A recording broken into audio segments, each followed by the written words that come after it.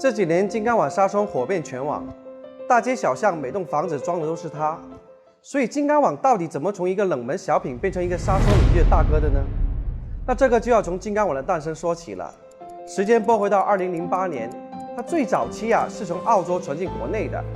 因为在澳洲它的小动物特别多，什么蛇呀、大蜘蛛呀、蜥蜴呀、袋鼠呀，随时都有可能跑到家里面给你带来点惊喜。因此它们的纱网都是非常厚的。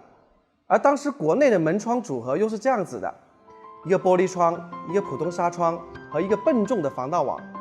那当技安的工程师看到澳洲的纱网后呢，这不就是纱窗和防盗网的完美结合体吗？所以马上就决定引进这个产品，并把它命名为金刚网。这大伙一看觉得有搞头，立马就废寝忘食的把这款防盗纱窗搞了出来。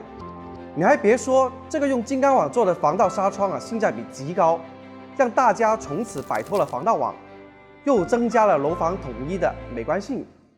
因此门窗行业也迎来了一次大的变革。一时间大街小巷的门窗厂、纱窗厂都在用这个金刚网，简直是屠杀了整个防盗网行业一样。那其实这个跟我们国家的治安变得越来越好，其实有很大关系的。那不管怎么样，如今金刚网已经彻底的融入了我们的生活。